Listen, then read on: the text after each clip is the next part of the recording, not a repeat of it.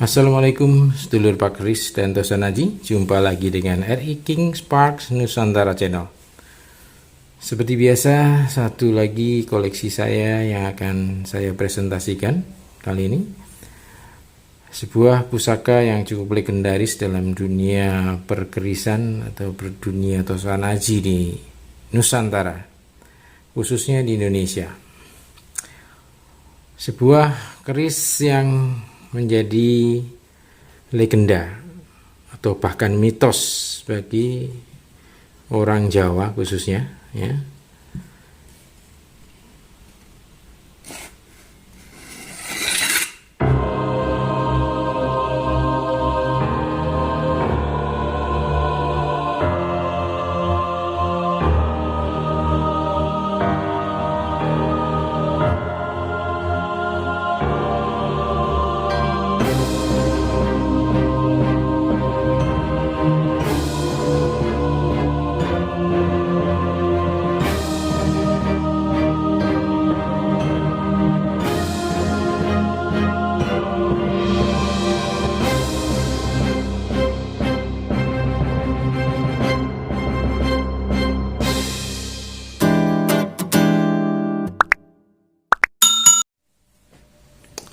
Sedulur Pak Kris dan Tosanaji, tadi sudah sekilas kita melihat bilahnya, kondisi bilahnya dan pamornya yang terdapat dalam bilah keris ini, ya.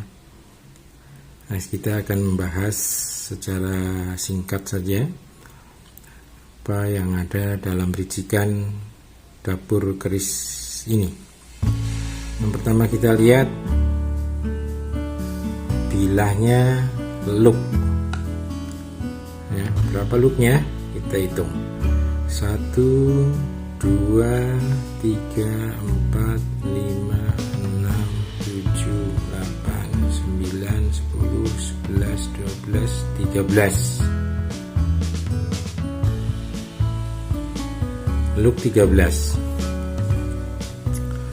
Kemudian di badan bilah ada oto-oto di tengah, dari sini oto-oto. Kemudian ada keruingan, keruingan itu di kanan kiri oto-oto, ya. Cekungan begini, ini cekungannya cukup dalam ini. Kemudian setelah keruingan ada gusen, ya. Gusen, nah ini gusen ini. Gusen, dan di ujungnya ini yang namanya landep, itu bagian tajamnya.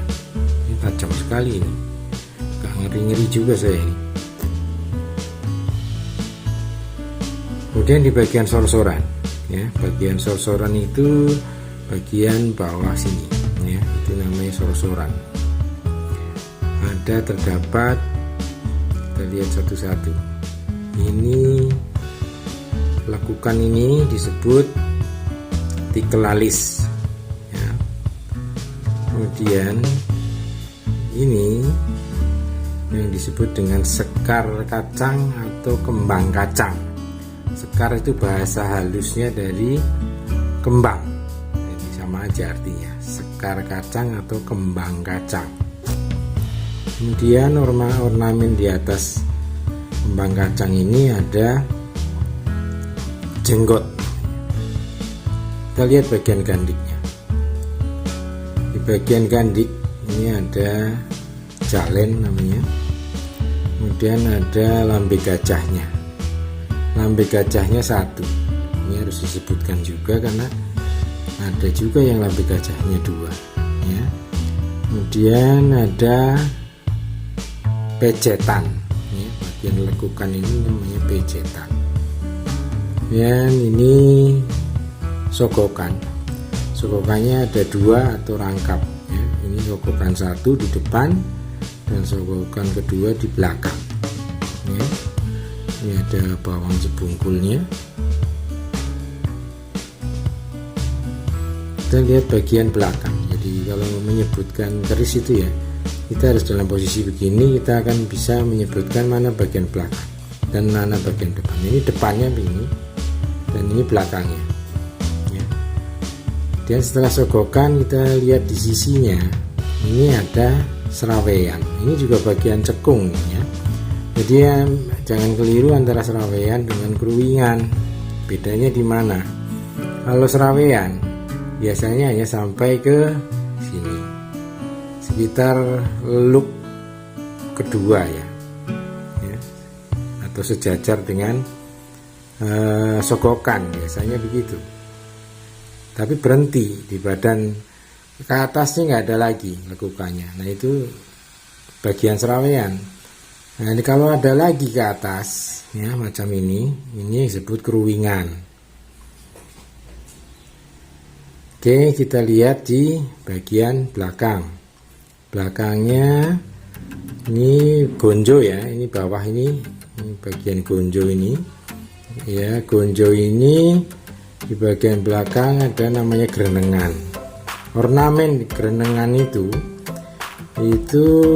biasanya ada dua huruf do ya, do dalam bahasa Jawa ya, do ya. Kemudian di badan bilah bagian belakang dikasih juga ornamen, itu namanya ronda nunut. Nunut itu numpang, jadi sebenarnya ini do yang numpang. Jadi ini bagian ini tidak disebutkan sebagai indikator dapur ya. Ini tidak berlaku di sini. Gereneng juga ada yang tidak mewajibkan ya. Karena contohnya ada beberapa daerah yang mensyaratkan tingil untuk membedakan antara tilam sari dan tilam mubih atau CST. Itu ada yang membedakan pakai tingil, mewajibkan pakai tingil dan tidak pakai tingil. Dia artinya tidak wajib. Oke.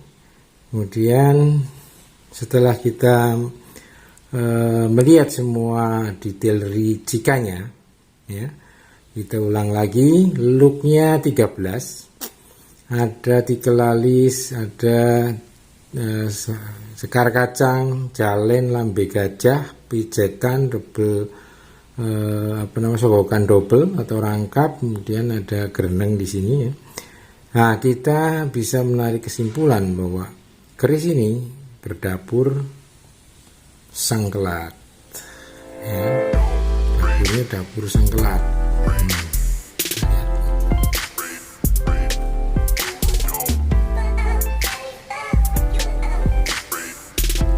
Kenapa saya tertarik dengan keris ini? Pertama, saya melihat wujudnya besar ya, wujudnya besar. Nanti saya akan tampilkan ukurannya ya.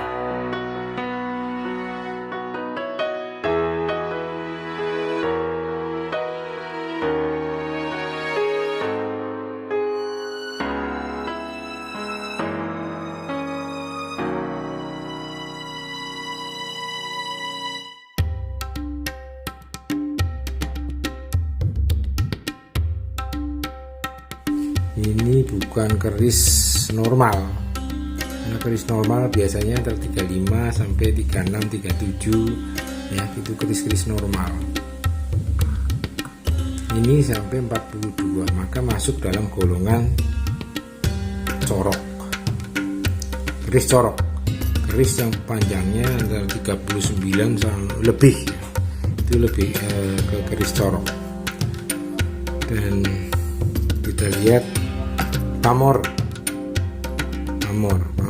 ini masuknya ke mana ini? Kita lihat ya, ada pola-pola seperti polanya ngulit semongko.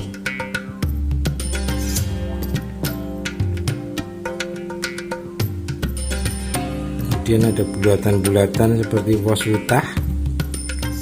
Nah, kalau kita melihat fenomena pamor semacam itu, gabungan antara pos wutah dengan ngulit semongko dan berada di posisi seluruh bilahnya dari bawah ke atas penuh, lihat semuanya ada. itu disebut dengan pamor pendaringan kebak.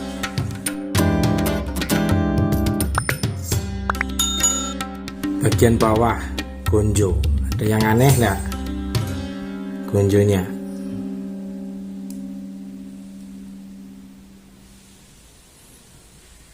Bagian bilahnya penuh dengan pamor. Bagian bonjo polos.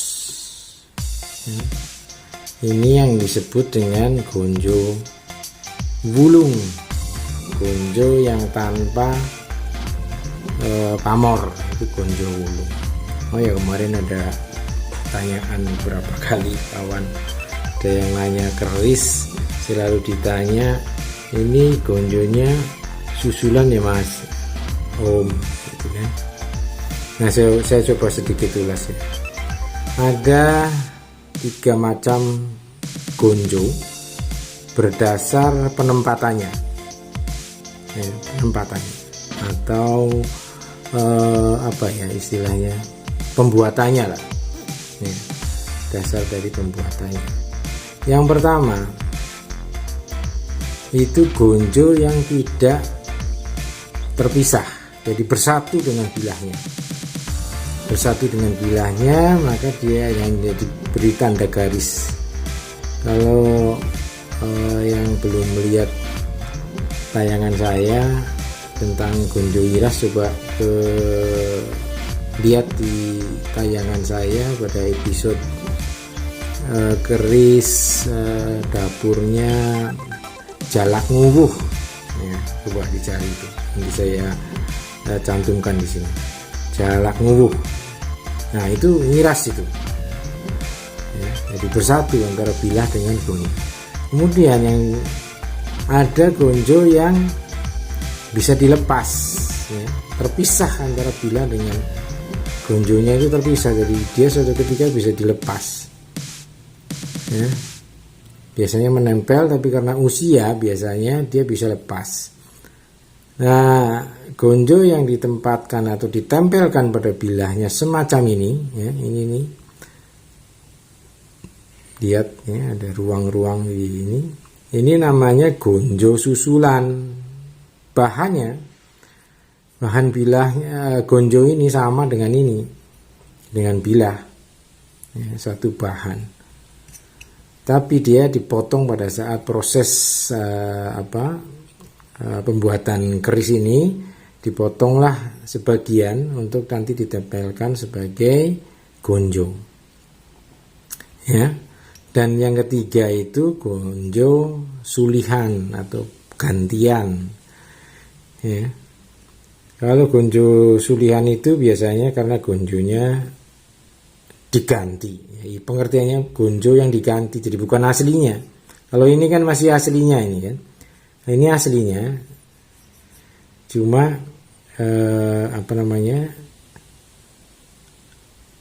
wulung dibuatnya, hanya dibuat wulung. Kalau yang sulihan itu bukan bagian dari bilah ini ya, dibuat gonjo baru ya. Kemudian kita melihat tadi looknya ya. Looknya secara singkat, look 13 adalah look jumlah terbesar, terbanyak, jumlah maksimal dari sebuah keris normal. Itu melambangkan suatu puncak dari tujuan hidup ya, dan juga melambangkan suatu kekuatan puncak. Jadi artinya yang memiliki keris ini adalah orang dalam hierarki yang paling tinggi. Siapa? Raja atau keluarga raja atau para priagung di sekitar raja. Itu dia. Waktu itu mungkin tidak diperbolehkan sembarang orang untuk memegang keris berlook 13 karena ini pegangannya raja. Makanya keris yang gelap ini dulu diberikan oleh Kanjeng Sunan Kalijaga kepada Brawijaya V yang terakhir ya, sebagai keris piandel kerajaan. Nah itu, kemudian apalagi pamor pendaringan kebak tentang kerezekian yang tiada akhir ya.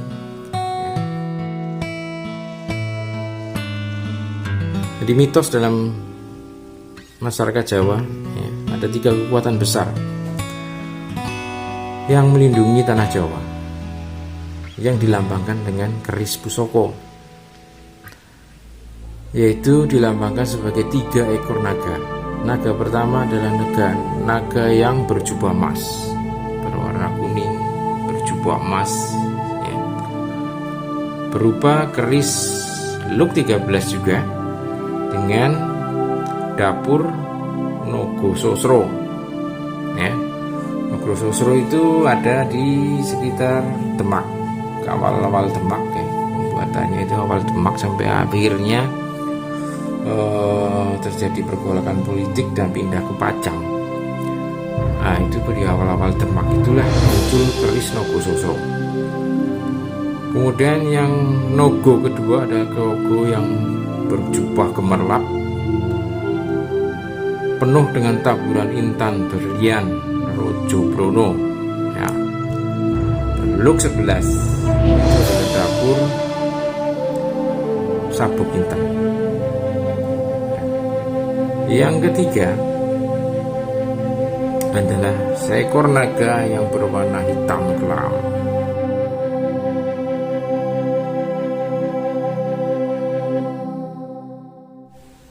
Jadi keris Sangkelat ini adalah bagian dari mitos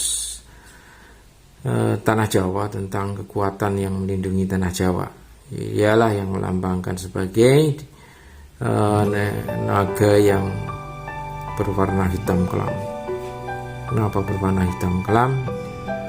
Ya, itu dilambangkan sebagai warna yang bersahaja, asalnya dari rakyat, kekuatan besar yang sungguh harus diperhatikan, bahwa tanpa rakyat, negara atau kerajaan sebesar apapun tidak akan bisa eksis atau survive. Atau bisa diartikan bahwa sebenarnya kekuasaan negara, kekuasaan yang dipegang para penguasa termasuk raja, itu harus berasal dari legitimasi kekuatan rakyat. Dia duduk di sana karena ada rakyatnya, dia duduk di singgasananya karena itu adalah pilihan rakyat atau kehendak rakyat ya. Tanpa dukungan rakyat, apalah artinya seorang raja atau seorang presiden, tidak ada artinya. Itulah sebetulnya harus disadari oleh para penguasa. Oke, jadi saya ulas lagi, ada 3 naga. Yang pertama Nogososro. Nogososro itu melambangkan dari kewibawaan, kedikdayaan atau kekuasaan ya, kekuasaan Nogososro. Kemudian Sabuk Inten itu melambangkan kemakmuran, negara makmur, subur makmur, loh jinawi.